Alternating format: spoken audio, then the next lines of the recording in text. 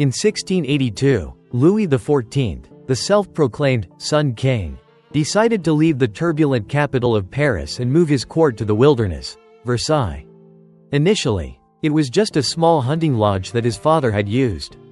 But in Louis's eyes, it was the perfect place to build a second kingdom, where his light would shine undimmed. He didn't just want a palace, he wanted a universe. Louis XIV believed that if he forced the nobility to live around him, all political intrigue would be cut short. So he spent billions of livres, in today's money, to turn Versailles into a symbol of supreme power. More than 10,000 people lived on the palace grounds: nobles, officials, artists, servants, soldiers, and even rats. But Versailles is more than just a symbol of royalty. It is a giant theater where every breath, every step must be ritualized. And most importantly, Versailles does not smell good. At first glance, Versailles is a dream. The 800-hectare flower garden is trimmed in geometric patterns. The Hall of Mirrors is as long as an avenue, reflecting light from 357 giant mirrors. The fountain rises high in the sky of Europe. And the lavish parties that last all night, where masked aristocrats drink champagne and whisper intrigue. But as soon as you step through the harem, the stink hits you in the face. Versailles has no modern sewer system. Most aristocrats use chamber pots and pour them out the windows, where every step can lead to stepping in urine or feces. Princess Charlotte of the Palatinate once wrote, "You can't leave a room without seeing someone peeing in the hallway." So people used perfume to survive. But the scent of musk, jasmine, ambergris mixed with the smell of rotting excrement created a characteristic smell of Versailles, a kind of stinking luxury. In Versailles, even sitting was a privilege. The king and queen sat in chairs with arms, a symbol of supremacy. Princesses, princes, armless chairs. Duchesses, stools. Servants, standing still, or kneeling. Chairs were not just places to rest, but invisible medals, showing which class you belonged to in the Versailles pyramid. There were even scenes where the duchess snatched someone else's chair just to sit closer to the king. Just a chair was also a battlefield in the palace. According to the memoirs of the Duke of Saint Simon, Princess d'Orléans believed that her blood was so pure that she did not need to go to the toilet in the right place. She urinated right in the middle of the corridor, so that royal fortune would permeate the marble. The servants had to clean her up after each release in silence. And the strangest thing, that action was imitated by other nobles as a trend. Versailles became a lavish public toilet. Women in Versailles did not wear, they carried. The royal dress consisted of 3 layers. The outer skirt was more than 3 meters long, as wide as a porch. The whalebone corset was so tight that people fainted in the middle of the festival. The lace, silk strains, and precious stones were attached like spiritual armor. They had to practice wearing the dress. They had to walk smoothly like a ballerina. And they were not allowed to turn their backs to the king, even when backing out of the room. Every step is a declaration of status. But deep beneath that dress is pain, is imprisonment, is the image of a woman turned into decoration. If you think high heels are a modern fashion invention, you'll be surprised to learn that they were once a weapon of power at Versailles. In the 17th century, King Louis XIV was famous for his short stature, but he had something that made him height above the rest: high-heeled red shoes. And not everyone was allowed to wear red shoes. Only the nobles close to the king, with special privileges, were allowed to own red heels, usually 5 to 10 centimeters high, encrusted with precious stones, tied with silk ribbons, specially made by high-class craftsmen, not to wear, but to show off. The shoes said to the world, "I am closer to the king than you. I am nobler than you. I am allowed to fall harder than you." But in those towering shoes were trembling steps, because the wearer knew that even the slightest slip could mean a fall from the emperor's trust. Every day, life at Versailles began and ended with 2 great ceremonies. Le Lever, the king's rising ceremony. Le Coucher, the king's going to bed. This was not a private ceremony. On the contrary, more than 100 people were present in the king's bedchamber every morning and every evening. One handed over a handkerchief. Another offered a shirt. Another carried boots. And if you were a high-ranking noble, you had the honor of watching the king put on his trousers. They did not come because they loved the king. They came for politics. Being present at the rising ceremony showed that you were noticed, perhaps promoted, or simply not forgotten. They did not come to help, they came to survive. And every night, in the coucher, they stood watching the king climb into bed as if it were the curtain call of a boring opera. There was no reading, no good night, just silence and expectant eyes. And perhaps, in that very look, people understood Versailles as a stage, where people did not live, but only acted. At Versailles, even eating was a public ritual. Not just eating lavishly, but eating with an audience. During the Grand Couvert ceremony, the king and queen sat down to eat in front of hundreds of nobles, all of whom stood watching. They were not allowed to touch the food. They were not allowed to speak. They just stood still, observing every chew, every frown, every spoonful of soup that went into the king's mouth.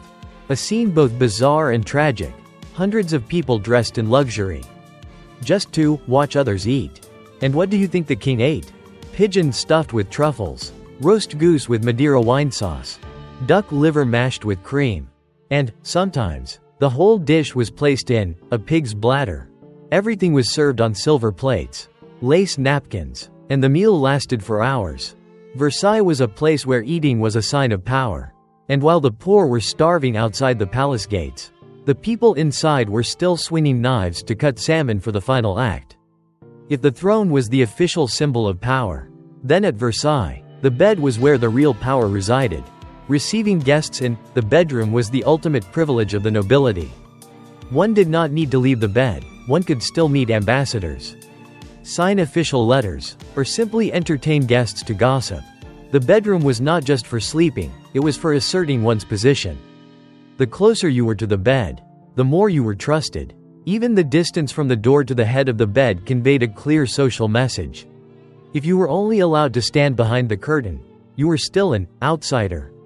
The stench of Versailles did not come only from garbage, human excrement, or dead animals in the garden. It comes from the pretense, the acting, and the lust for power that permeates every corner. Versailles is a city in miniature with its bureaucracy, its hidden rules, its ceremonial hierarchy, and its dagger-tipped handshakes. A look can kill a man. A small rumor can destroy a family. A wrong dress on the wrong day can get you exiled. And among the gilded columns, people sit on thrones, trembling with fear of being replaced at any moment. In Versailles, if you think the nobles sit around drinking wine and admiring the scenery, you're wrong. Everyone who lives here is like an actor in a giant, never-ending play, and there are no supporting roles, only showing up at the right time, or being forgotten. You wake up early, groom yourself, choose the right color of clothes according to the rules of the day. You cannot miss the king's wake, you cannot miss the public meal, and you certainly cannot miss the mass prayer, where all eyes are watching where you stand. A day for a noble in Versailles is like a machine schedule, precise to the minute, and maddeningly boring. Perhaps nowhere in the world is there a more bizarre door rule than at Versailles. Knocking on the door? No, that action is considered too ostentatious, lacking in elegance. Instead, the nobles are required to scratch the door lightly with their fingernails to gain entry. The rat-like scratching sound, considered a proper announcement to the person inside. Especially if the person inside is King Louis XV, who hated being disturbed. He even issued a decree. Only the king and his royal family could enter the room without scratching the door. And so the fingers of Versailles, which used to hold swords, write love letters, or sign treaties, were now only used to lightly scratch the wood. A strange and creepy image. Power was measured by the sound of fingernails scratching the door. Chairs, a piece of furniture, at Versailles were a tool for the hierarchy of power more clearly than any social chart. Kings and queens, velvet chairs with armrests, higher than ordinary people, like mobile thrones. Princesses, princes, armless chairs, still nobles, but not supreme. Duchess, stool, no back, no armrests, true to the serving but still royal position. And the rest? Standing, for hours at a festival, a meeting, a tea party, or just to look presentable. Feet tightly bound in high heels, 20-kilogram skirts, must keep balance without shaking, without complaining. A duchess once recounted, "I felt like a candlestick in the corner of the room, sparkling. Still, and useless. At Versailles, you can't choose what to wear, the rules choose for you. Each day of the week has its own dress code. Each ceremony requires a separate outfit. Each season changes the materials, colors, accessories. Day 2. Hunting gear with long coats, leather gloves, wide hats and riding boots. Day 3. Court wear, lace, silk, precious stones, and floor-length skirts. Feast day, layered skirts, corsets, long-tailed capes that required servants to carry. Cost? The average aristocrat spent at least 40 to 50% of his annual fortune just to dress according to Versailles law. Not enough clothes. You were excluded from the party.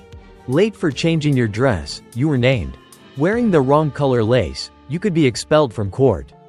And so on. People lived in a closet with no exit. In Versailles, you were not allowed to shake hands, let alone look directly into the eyes of someone of higher status. You had to bow slightly. Bring your lips close to their hand, kiss without touching your lips. It was a kiss that symbolized loyalty. But everyone knew it was just a mechanical, soulless movement. Like the moment a candle tilted before an extinguished flame. No one really wanted to kiss. No one really wanted to be kissed. But if you don't, you're disrespectful. And you're punished with oblivion. Perhaps the strangest thing about Versailles isn't the smell of shit, the loose skirts, or the high heels. It's the fact that the entire society revolves around doing nothing. Every day, nobles must be present at the king's hair-combing ceremony. Wait and watch the king brush his teeth. Gather in the washing room before meals. Auction their presence at every ceremony, just to be seen. No one makes decisions. No one runs. No one investigates. No one plows. No one produces. Versailles is a ceremonial smoke machine, powered by the sweat of servants and cheap perfume, to keep the royal glow alive, at least on the surface. If you think a queen would be given peace, privacy, and attentive care when giving birth, Versailles will shock you. Here, childbirth is not a family affair. It is a state affair. It is a public ceremony, a political statement, an undeniable proof of succession. Marie Antoinette, in her first childbirth, had about 200 people standing in the room when she gave birth, including nobles, generals, priests, servants, and curious guests. Why? Because the court was afraid of baby swapping. They had to witness the baby coming out of the queen's body with their own eyes. To confirm the bloodline, this did not happen just once. It was a tradition. It was a ceremonial of trust.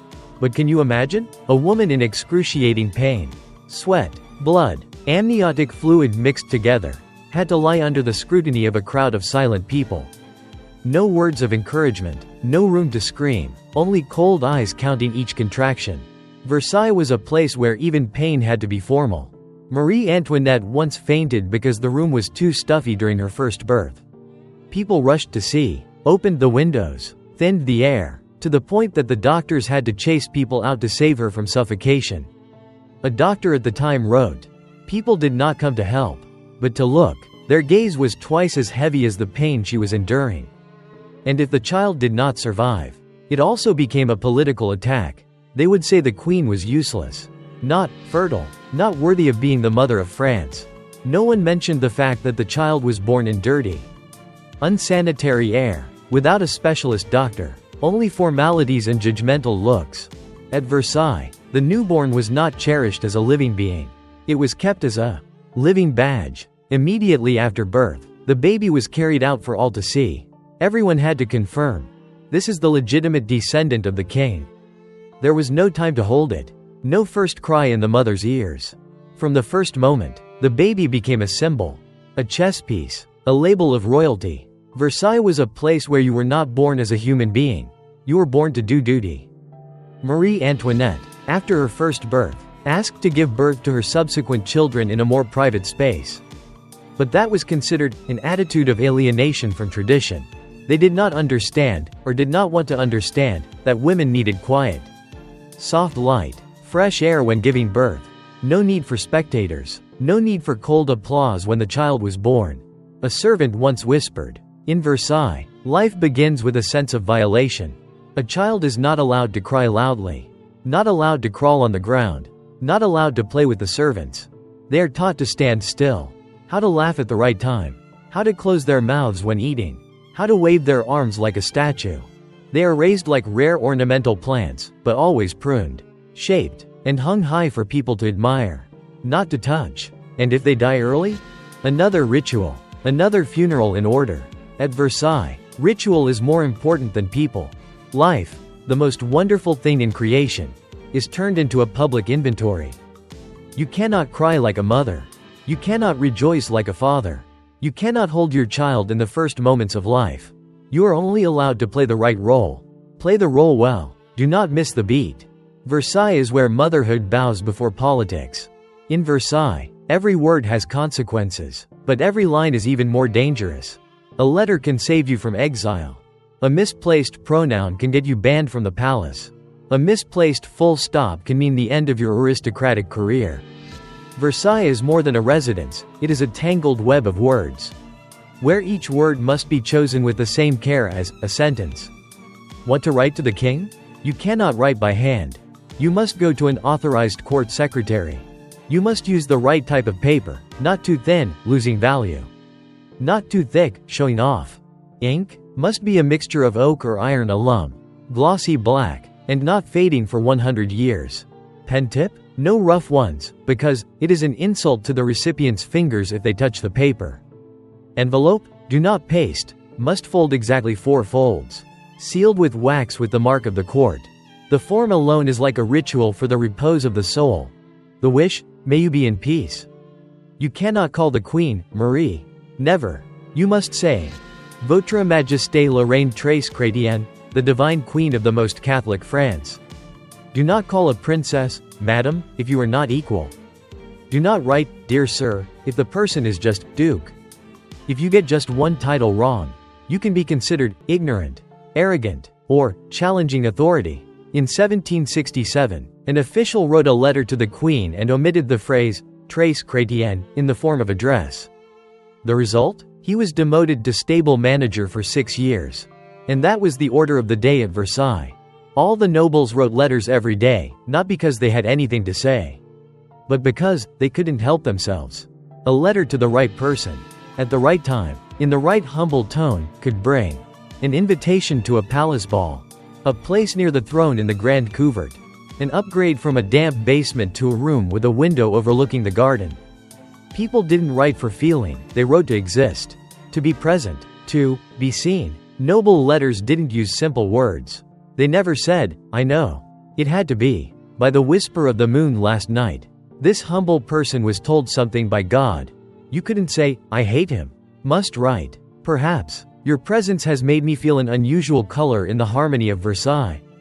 Every word must be wrapped in silk, but that silk can hide knives.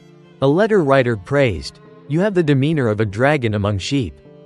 It sounded like praise, but it was ironic. You are too arrogant. That was the art of Versailles, praise by humiliating, cajoling by threatening, and all had to be written in perfect handwriting.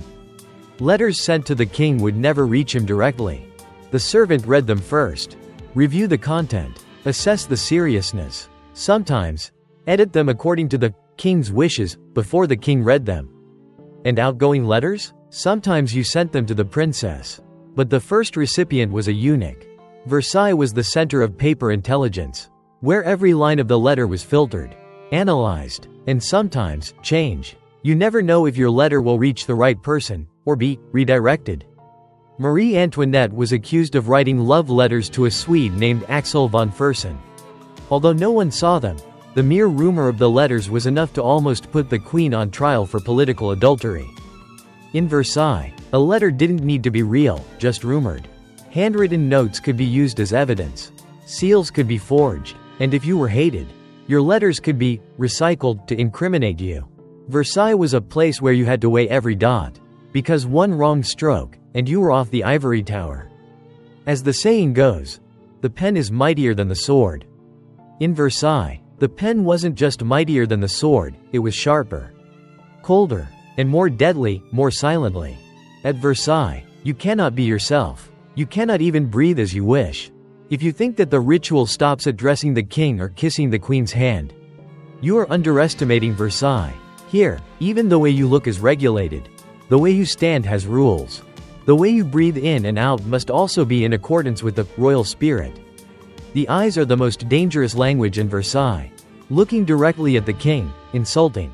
Staring at the queen, rude or flirting. Looking absent-mindedly during the hair-combing ceremony, disloyal. Looking down at the floor for too long, scheming.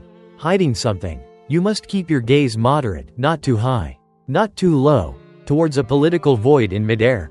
People practice looking without looking. One lady once said, "Every morning I have to practice my gaze in front of the mirror. How to look like I am admiring the queen, but without anyone thinking I am comparing her to me." Greeting with the eyes is an art. And if you look at the wrong person, you can lose everything. No, I'm not kidding. In Versailles, heavy breathing was considered vulgar. Rapid breathing was seen as a sign of mental instability. Sighing? Defying the court. At a banquet, if you exhaled heavily after laughing, the person next to you would turn and say, "Sir, let your heart laugh, and your lungs be silent." Inhale gently too, as if you were inhaling the scent of a dynasty, not the air. Some people even practiced yoga during the time of Louis XIV, that is, practicing breath control so as not to make noise when around the king. You must not raise your hand too quickly. This is considered uncivilized. Keep your hands in your pockets. This is an insult to politeness. Wave excessively, like a street vendor. Touch someone without permission. This is an insult to their physical dignity. The only gestures that are encouraged are: slightly extend your wrist when greeting. Tuck your fingers in when holding a glass. Do not extend them like a commoner. And absolutely, never wave your hands when talking. This makes you look like an Italian or a stage artist. Versailles believed that the nobles had disciplined muscles. You must keep your chin parallel to the ground. Straighten your back like a flagpole, not bent, not tilted. Heels touching, toes forming a V. This is called the Versailles position. Left hand holding a fan or glove. Right hand doing nothing, because action is the job of the lower classes. Even if you are tired, hungry, menstruating or have a headache, you still have to stand like a statue playing the role of a noble person. There are days when the ball lasts 5 to 6 hours, and the nobles dare not move for fear of losing the proper smile of etiquette. Not everyone has the right to speak at Versailles. The king speaks, you listen. The queen smiles, you smile along. A duke speaks, you only nod. If you interrupt, it is rude. If you are silent for too long, it is socially alienating. If you talk too much, it is trying to attract attention. Someone recounted, in Versailles, the air is heavy with perfume, but also heavy with caution in every word. Every breath, even the sound of shoes on the stone floor must have a regulated rhythm. People put leather under the soles to avoid making noise. After all, you are trained to be a role model.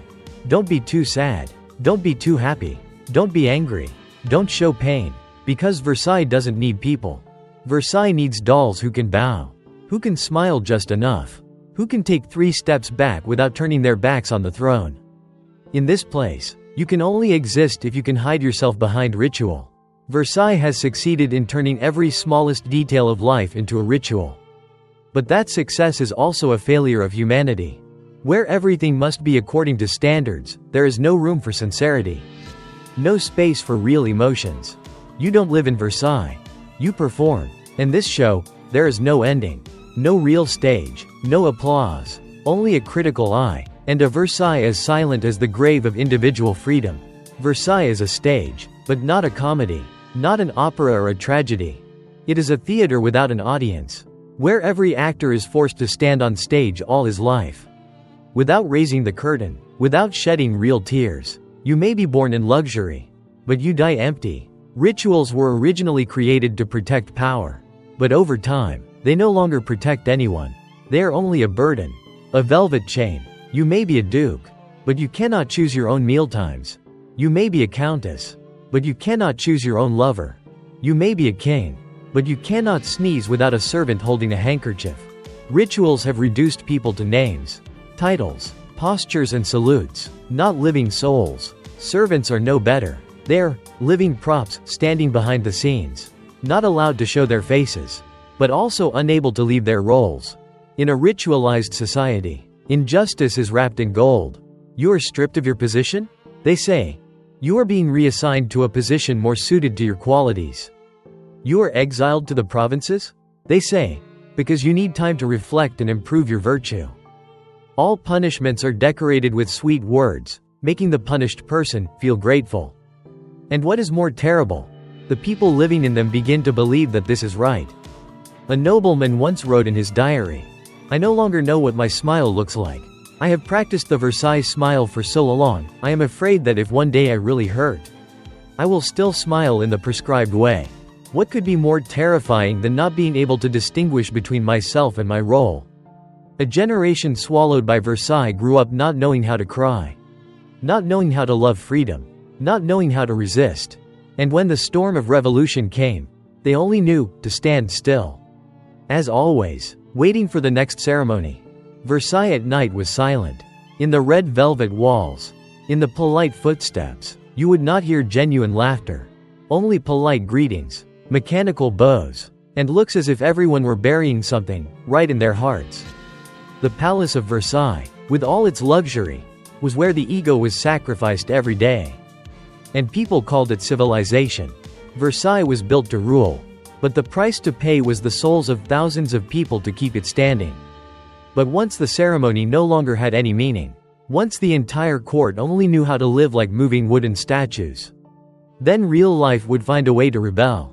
And it came, not from within the palace, but from outside the gates of the palace, where hungry people, untrained to bow, were carrying torches, approaching. Versailles made the nobility lose their humanity, but it was even more cruel to the serving class.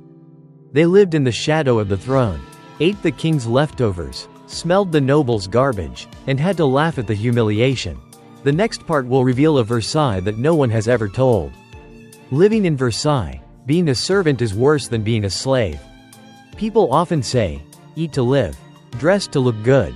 But in Versailles, dressing was not for warmth, nor for grace. Dressing was for survival in a world where if a skirt was half an inch shorter than the norm, you could be expelled from the aristocracy. As the 18th century began, Versailles saw the birth of a fashion wonder, the pannier skirt. Not a softly puffed skirt, not a soft drape. This was a giant moving machine, nearly 3 meters wide, from edge to edge, made of whalebone, iron, coarse cloth and hand-embroidered lace. Each dress weighed 12 to 18 kilograms, not counting the layers of petticoats inside. You couldn't walk through narrow doors. You couldn't turn your head quickly. You couldn't bend down to pick anything up. But you had to wear it, if you want to be invited to dance before the queen. The beauty of the pannier is not in its aesthetics, it is in its inconvenience. When you can't wear it yourself, you have servants. When you can't sit down, you don't have to do anything. When you can't walk fast, you don't have to hurry. A lady walking down the corridors of Versailles, blocking everyone, forcing servants to step aside, is a living declaration of class. I have the right to slow down the pace of life at the palace. And the wider, the more difficult it is to move, the more noble. Don't think the skirt is just to cover the body. In Versailles, fabrics also speak. Italian silk, old-time aristocrats. Spanish satin, nouveau riche on the rise. Sheer tulle, embroidered with gold thread, a sign of your closeness to the queen. Even, the patterns printed on the dresses were coded like ID cards. Peacock, art lover. Deer, hunted with the prince. Lion, close to the military. Not everyone could wear whatever pattern they wanted. Each print was a declaration. A full Versailles-style dress could cost 40 meters of hand-woven fabric, 300 hours of embroidery, 12 different types of lace, and the equivalent of 50 to 80 louis d'or. A peasant family could not afford to live on all year. That's not counting pearl-embellished shoes, velvet-covered steel corset, cream-colored silk stockings woven individually to each person's height. And most heartbreakingly, the dresses could only be worn once, because people remembered what you wore. With dresses as big as sailboats, the women of Versailles could not sit normally. You had to lean 45 degrees, leaning on a special chair. Do not lean back, it will easily distort the skirt frame. And if you are pregnant, the pannier skirt will force you to faint in the middle of the party. Some ladies, unable to bear the weight, fainted while talking to the queen. Instead of saving her, the servant had to hold the skirt first, to save face. You are no longer human. You are a living flagpole of political fashion. There are horrifying records. A French aristocrat burned to death because her skirt was too loose. Catching fire from a candle. A countess fell and broke her neck because her skirt slipped while going down the stairs. A young girl caught a cold and died after standing for hours wearing a pannier in the courtyard because she was not invited to the palace. The beauty of Versailles is not for life. It is an ostentation that disregards the body. The pannier skirt transformed the woman into a moving castle, a living declaration of class, an object that both aroused admiration and hatred. Every step was an affirmation. I don't need comfort, I just need to be seen, and no one can touch me. That was Versailles, where fabrics weighed more than consciences, and dresses were larger than hearts. When you think of power in Versailles, you might think of a gilded throne, a diamond-studded crown, or a symbolic sword, but what makes people bow is the heel. Louis XIV, the Sun King, the longest reigning man in European history, was only about 1.63 meters tall. In a society where height was a symbol of masculine power, King Louis decided to elevate himself by wearing high heels. Not just any high, but 4 to 6 centimeters curved heel, painted red, inlaid with silver, leather upper embroidered with gold thread, a pointed, eagle claw toe. These are no longer shoes, they are a pseudo-biological statement. I will not be short if you are not allowed to be taller than me. Only kings and those with special permission were allowed to wear red high heels. The rest? Brown heels, low class. Black heels, commoners. White heels, only worn in funerals. If you were a count and dared to wear red shoes, you could be stripped of your title. If you were a servant and your shoes were a little pink, you would be whipped for insolence. In Versailles, red was not for blood, but for the heels of the ruler. A poet of the time wrote sarcastically, "Those red shoes were not dyed with medicine, but with the corpses of those who climbed the throne." In fact, to be able to wear the red shoes, you had to sell yourself to the court, be an accomplice to absurd rituals, trample on self-esteem, and even friends. People no longer saw shoes as a means of transportation, but as evidence of how many people you had trampled to get to a seat near the throne. Versailles was designed with a polished stone floor, so that each step of the red shoes reflected like sunlight on the faces of the common people. When Louis XIV entered the banquet hall, everyone stopped talking, all looked up at the feet, and no one dared to walk side by side, because only one person could step on Versailles with red heels. But here is the sad truth. The higher the heel, the harder it is to walk. The smaller the sole, the easier it is to slip. And the most powerful person wearing the shoes had to be supported on both sides like an old man. King Louis, in his later years, walked like a moving candlestick. Every step required 2 guards to gently support, because the shoes were too unstable to walk on in real life. I am the sun, but the ground is too low for me to touch. A count sarcastically said, "How many people have faked their gait, forced their feet, had to have surgery on their toes to fit into the red shoes? How many people try to learn to walk like a king, that is? Walk slowly, lift your heels without making a sound, head tilted slightly as if hating the ground. A time when people learned to walk as if they had no backbone, as long as they looked powerful." When the revolution broke out, people pulled the statue of Louis XIV down to the ground. They didn't hit his head, they didn't cut off his hands, but they crushed his shoes. It was a symbolic act. We don't care what he wore. Red shoes didn't save him from the hunger of his people. Versailles turned even the smallest thing like a pair of shoes into a weapon. And everyone who wore them became a target. Red shoes were once the pinnacle of power. But in the end, they only tripped people up, both literally and figuratively. At Versailles, you can lack compassion, lack knowledge, lack talent, but if you lack a wig big enough to shock, you are not worthy to be seen in the great mirror of the Palace of Mirrors. The real origin of wig fashion comes from the shame of hair loss. Louis XIV, again, had a naturally curly head of hair that was much admired. But age and illness left him bald in middle age. And to maintain his image as the Sun King, Louis could not appear with a bald top. So he hired 48 personal hairdressers, who designed wigs for every occasion. Hunting hair, silver ponytail, Memorial hair, light curls. Sleeping hair, short, neat, scented with lavender. But then everyone wanted to be like the king. And so, the trend exploded. The women and men of Versailles no longer wore simple wigs. They turned them into sculptural masterpieces. Height from 30 to 60 centimeters.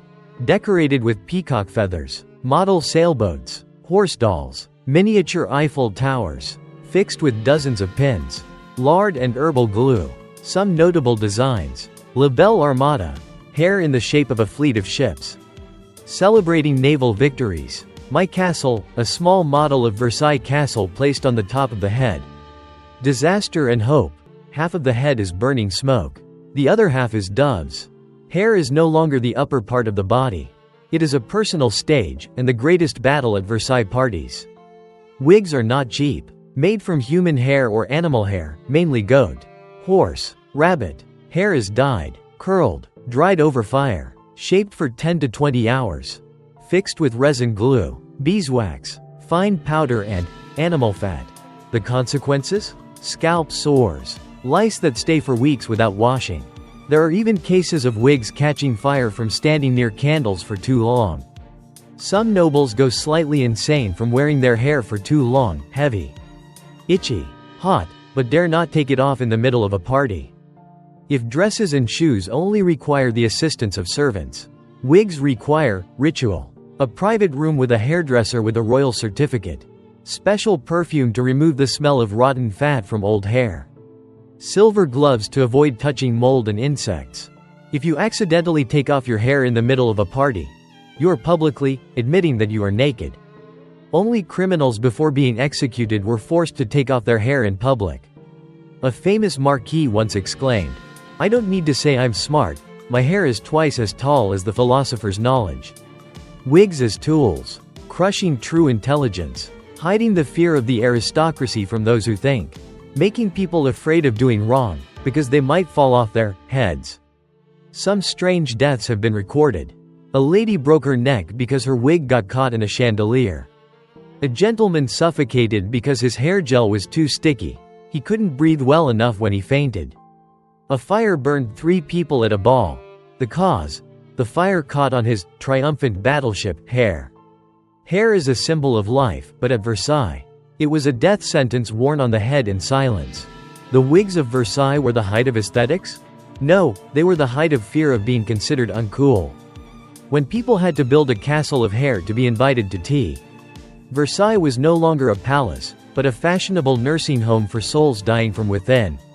In the films of Versailles, people see Queen Marie Antoinette walking lightly through the marble corridors, her dress billowing, holding a small crystal bottle of perfume, gently dabbing it on her wrist, like a fairy stepping out of a Rococo painting. But that's the movie. The truth is, the perfume wasn't just for seduction, it was to not faint from her own stench. It sounds crazy, but the truth is that this most magnificent palace in Europe had almost no real baths. Clean water was as rare as gold. Bathing was considered dangerous to health. The aristocracy believed that hot water opened the pores and allowed disease to enter the body. Therefore, King Louis XIV only bathed a few times in his life, and always felt uncomfortable when forced to bathe. Marie Antoinette bathed with towels soaked in wine or milk, not cold water. Servants used powder, perfume, and scented paper to wipe instead of bathing.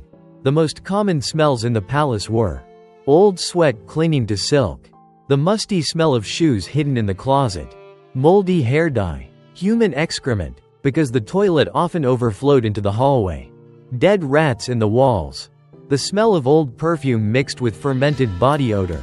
An Italian nobleman once wrote, "Versailles is where you smell everything, except the truth." To survive the stench, Versailles needed a weapon, perfume. But not the kind you know. Contained neroli, musk, amber, whale ambergris, mixed with brandy, cinnamon essence, and balsamic vinegar. Applied to neck, armpits, inside of dress, underarms, and even toilet paper. Some people even stuff perfume-soaked cloths into their noses when walking down the hallway to avoid fainting. The scent is so strong that it causes headaches, nausea, faints due to lack of oxygen, leads to respiratory failure in children. Worse, Perfumes mixed with methanol, without being filtered, can cause blindness if applied near the eyes, cause peeling skin if used continuously, cause chapped lips, burn throat if accidentally licked.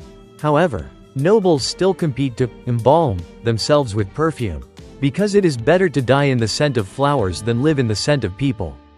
Musk perfume, for kings and princes. Orange blossom, upper middle class. Cinnamon, jasmine, servants or rising nobles.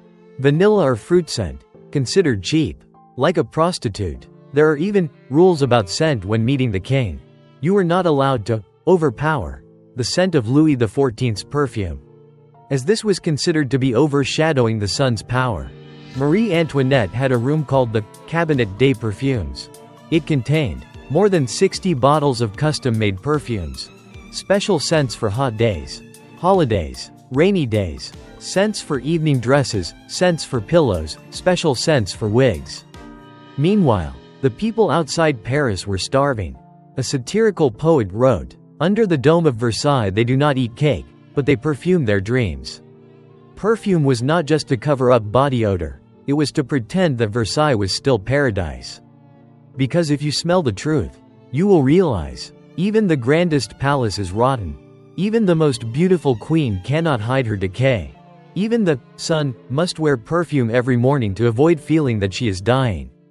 The perfume of Versailles is a veil, covering the festering skin, the corrupted morals, the rotten souls that drift in the scent of musk and ambergris. And when the revolution comes, people do not want to steal the perfume, they want to smell the real scent of freedom. If you've ever dreamed of a royal feast with golden roast meat, puffy cakes, flowing wine, wake up. In Versailles, meals are a game of pretend. Pretend to be delicious, pretend to be full, pretend to be luxurious. Every day, the king had a grand couvert, a public banquet. The king sat down to eat in front of more than 100 people. They didn't eat, they stood watching, silently, in their assigned positions. If the king picked up a piece of meat, everyone nodded. If the king stopped chewing, an official would wipe his mouth with a silk handkerchief embroidered with the royal name. And even more surprising, many times, the king didn't eat anything at all, because the food had long since cooled. In Versailles, the more absurd, the more luxurious. Bloody Monday.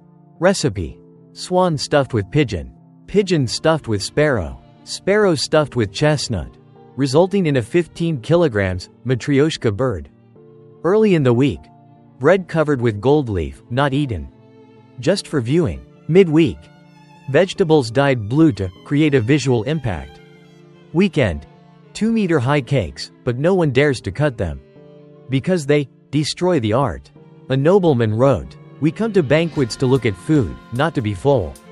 At Versailles, a large banquet can include 300 dishes, each of which is only tasted a few times.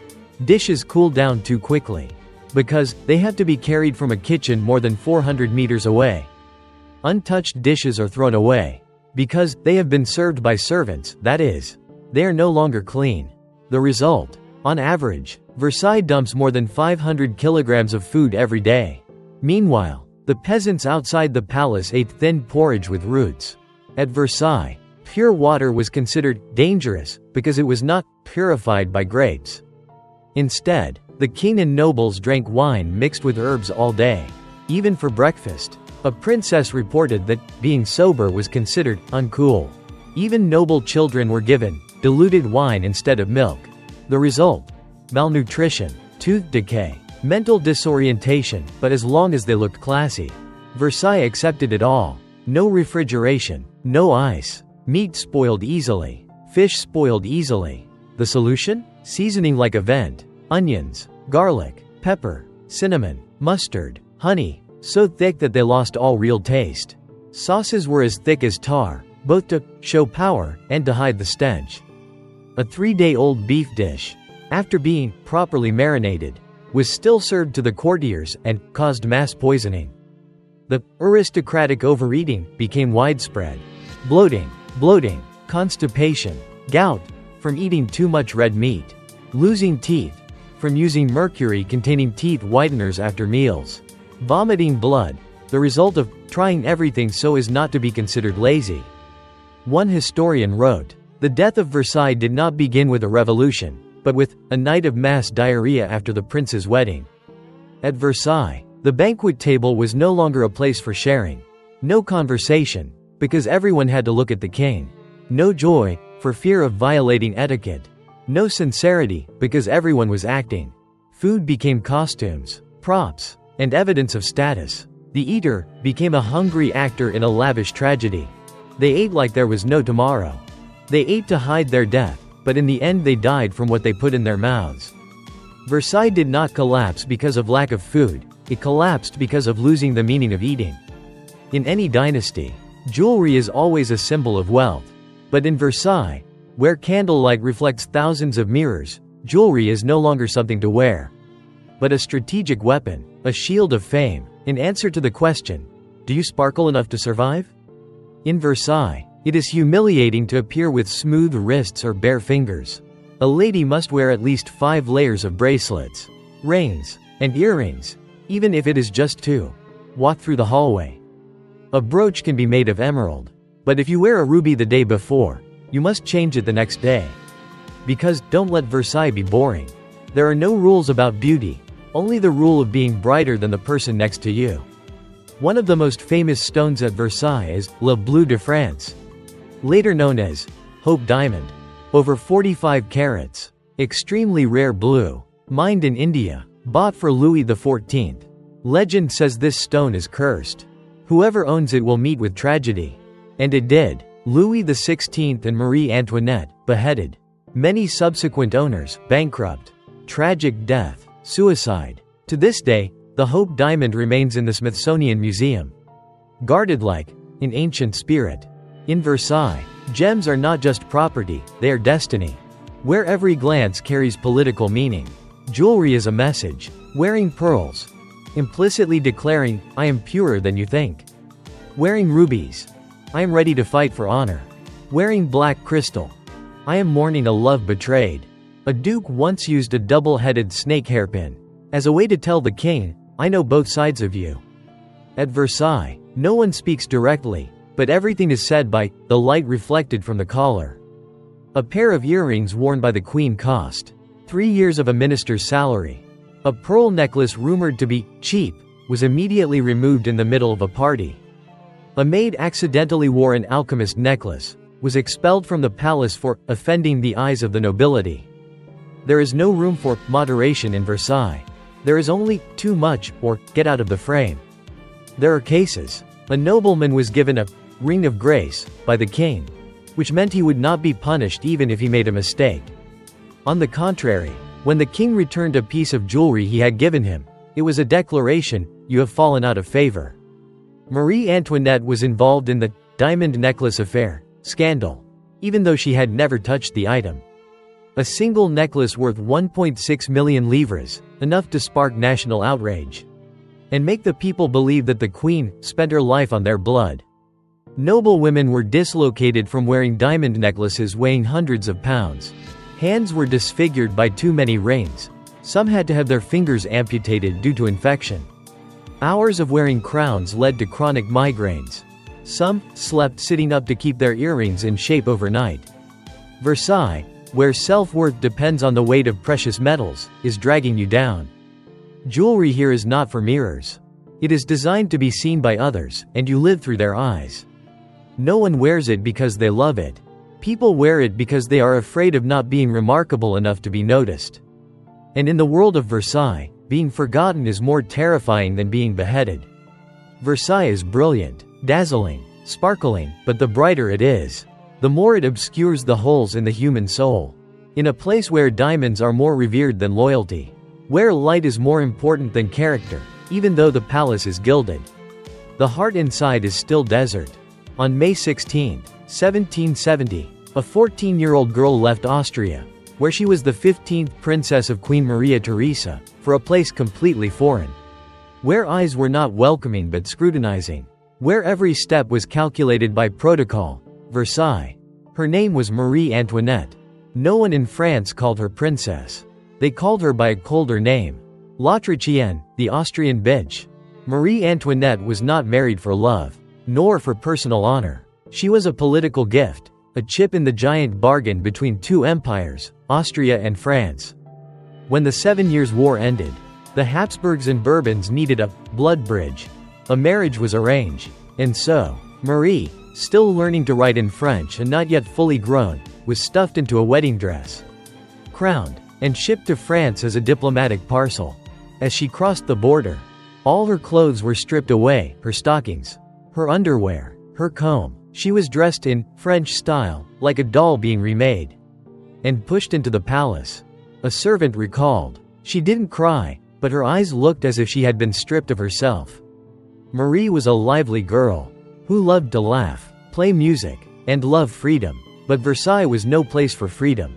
Every morning, Marie was dressed in public by dozens of women, in accordance with royal protocol. Every gesture, from the way she sat to the way she combed her hair, was monitored, recorded, and gossiped about. She had no right to choose her friends. Everyone around her was chosen by political factions. Marie had never been trained to survive the invisible war of Versailles, where every smile could be a trap, every whisper a knife in the back. A duchess once said, "At Versailles, you either learn to bite back, or you will be bitten to death in your silk." Marie was married to Louis Auguste, later Louis XVI. But her husband, awkward, shy, more interested in lock-making courses than in intimacy, did not consummate the marriage for 7 years. When they had no children, the French press openly ridiculed them, and the public rumored that Marie was an Austrian stone who did not know how to be a mother. No one mentioned Louis, only Marie was blamed. They called her useless, ruining the Bourbon bloodline, beautiful but empty doll. Marie, a girl not yet 20, became the target of national attacks just because she was not pregnant. A dropped fan became a sign of rebellion. A trip to the opera became wasting the people's taxes. A new dress became slandering French women. Marie was not forgiven for anything because she was not born in France. Valleys had hundreds of women wearing jewels, wearing 3-meter skirts, attending parties, racing carriages, but only one was called a whore who depleted the national treasury. And that was Marie. Marie Antoinette never really met the people. All the people saw were portraits painted by artists, cheap prints sold in the market, of her riding a horse naked, partying all night, rumors of her adultery, burning money, holding orgies, cursing the king. No one checked. No one asked for the truth. Marie was no longer a person, she was a symbol. And symbols are, everyone has the right to spit. Marie Antoinette arrived at Versailles like a foreign flower, fresh, gentle. But Versailles didn't need flowers, it needed blood to beautify the throne. And Marie, with all her real, fake, exaggerated mistakes, gradually became the perfect scapegoat for a rotten regime that didn't dare to admit its own mistakes. Marie Antoinette was more than a name. She became a broken mirror in which the French people saw all that they loathed, feared, and wanted to vent their anger on. But strangely enough, in many cases, those crimes were not hers. The 18th century saw the rise of the French press, a new, cheap, powerful, and evidence-free weapon.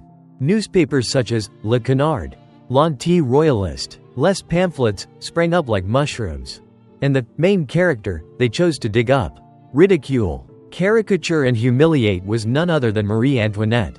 Every day, the French public read that she bathed in white deer milk every morning, wore a bra made of virgin hair, organized a homosexual orgy in the Trianon forest, sold state secrets to Austria.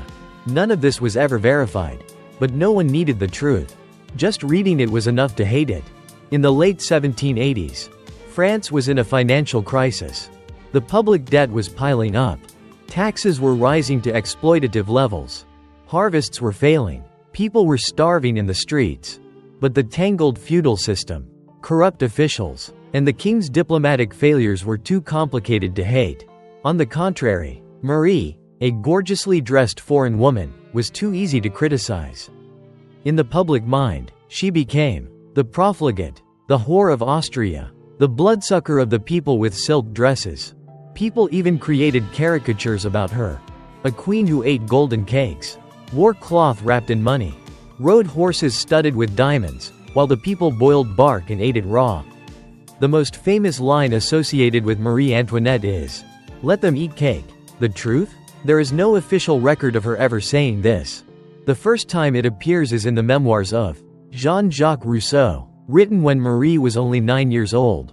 It is likely a satire, later attributed to her to increase anger. But it doesn't matter. People want to believe she said it. Because pain needs a name to make it more palatable. Marie did have faults. She threw parties at the Petit Trianon. She loved fashion. She loved the theater. She spent money on lingerie, cosmetics, fur hats, while people starved. But that is what Versailles taught her to do to survive in the jungle. The irony, if Marie had lived frugally, quietly and simply, she would have been buried, forgotten, or considered inferior. But when she was bright, brilliant and had personality, she was hated. Marie became an example of what women should not be: too independent, too ostentatious, too free. Marie tried to change. She cut back on her personal expenses. She studied politics to advise the king. She reached out to the people, wrote charity letters, helped with famine, but no one wanted to listen. The people did not need repentance, they needed someone to hate. Marie, unfortunately, became the perfect scapegoat for all the sins of a corrupt dynasty. Marie did not create Versailles, but she was its most hated symbol. Not because she was a bad person, but because she was the most visible part of a corrupt system. And when the guillotine was set up, people did not name the ministers, the wealthy nobles, or the tax evaders. They said, "Bring out the Austrian." Marie Antoinette was not entirely the victim, she was to blame. But what was her greatest fault? Perhaps it was that she existed at the wrong time. A foreigner, a woman, beautiful, striking, in a France that was poor, angry, and bloodthirsty. And so she never had the chance to be properly understood. Versailles was once the heart of France. A heart that beat to the rhythm of flutes, silk dresses, and clinking wine glasses. But by the end of the 18th century, that heart began to beat out of rhythm. And then one day, in the corridors once filled with bowing aristocrats and fluttering maids, only the sound of wind rustling through silver-framed mirrors remained. From the outside, Versailles was still magnificent. Mirrors still reflected light. Chandelas still burned every night. Parties still took place regularly. But inside, aristocrats quietly sold their jewelry to pay off debts. The maids' rooms were emptying because they could no longer afford to hire more people. The best casks of wine were gradually replaced with cheap stuff, mixed with water.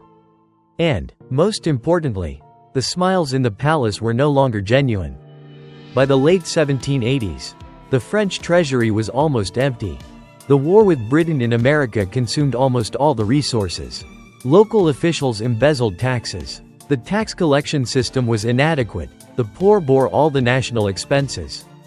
Meanwhile, Versailles still spent nearly 10% of the budget on maintaining royal ceremonies. A dress for Marie Antoinette could feed an entire village for a month. A party could burn the school fees of 100 poor children. The French people saw Versailles as a carnivorous beast that ate their own blood. In 1788, famine struck. The price of bread tripled. People had to boil rags with water to survive. Bodies were buried carelessly. Flies swarmed the suburbs of Paris. Yet in Versailles, a nobleman's breakfast still consisted of goat cheese omelette, red wine and Italian grapes. The hunting festival continued, though no one was interested. And the royal family still waltzed. A Paris baker wrote in his diary, "I looked at my daughter sleeping, her belly was swollen with hunger. Then I looked at the painting of the queen sitting in a gilded carriage. And I knew, something had to change." From the villages and cities, the cry of, "Down with injustice," began to ring out. But what Versailles did not expect was, those who whispered for change now dared to shout. Those who had served now openly insulted the nobility. The palace gatekeeper was caught delivering secret letters to the revolutionaries. A maid told the queen, "Don't be afraid of the guillotine. You should be afraid that no one will come to meet you when it comes." Versailles was no longer an impregnable fortress. It became a beacon of rage, the brightest and most visible. History loves irony. The first attack on Versailles was not launched by cannons. Not by soldiers, but by a mob of Parisian women. Mostly hungry mothers. They did not carry guns, they carried kitchen knives, cast iron pans, broom handles. They did not demand war, they demanded bread. And when they arrived at the gates of Versailles, they no longer saw a palace, but someone else's full stomach. While their children were emaciated. As the crowd poured in, the royal family panicked. Marie Antoinette was awakened at dawn. She fled in her nightgown. Servants shielded her from the mob. Soldiers fled in terror. Several gates were broken down. And then, shouts of, "To the Tuileries," rang out. Versailles, for the first time in nearly 150 years, was no longer a safe place for the royal family. Louis XVI bowed, stepped onto the balcony and accepted the unthinkable. "I will follow the people to Paris." That day, Versailles was left like a rudderless ship. No one officially ordered it closed, but everyone knew. The days of ceremony were over. The parties would never return. And the rouge that had adorned the face of feudalism had been washed away in sweat and blood. Versailles was not demolished. It collapsed in the minds of the people, as an outdated, ridiculous, irredeemable symbol. Versailles was once a splendid mirror reflecting royal power. But when all the lights were out, people looked into the mirror and saw hungry children, angry mothers, twisting kings, and nobles, no longer fearful, only pitiful. The wind that blew through the mirrored corridors was no longer music, it was a whisper of death. On the day the royal family left, Versailles did not explode, did not burn. It still stood there, proud, grand, even picturesque. But it was no longer Versailles. It was a corpse, a palace without a king, an empty castle, where every stone knew it was obsolete. The place that had seen Louis XIV receive ambassadors, that had been lit by candles and music. Now, dust covered every crystal. Cobwebs stretched from the end of the corridor to the statue of the goddess. Mirror blurred not because of lack of light, but because there was no one to look at it. Parisians entered Versailles and marveled. A whole nation has fallen because of this place? Because of gold leaf and silk chairs? When the royal family left, the nobility of Paris began to panic. Many packed up and left at night, crossing the border into Switzerland or Germany. Some disguised themselves as commoners, fleeing Paris. The rest tried to burn papers, tear up debt books, bury gold in the cellars. Versailles became a minefield of aristocratic memories, where those who had lived there tried to pretend they had never lived there. No one mentioned the mirrored walls. No one mentioned the balls. Everyone wanted to forget that they had ever bowed their heads waiting for the king's nod.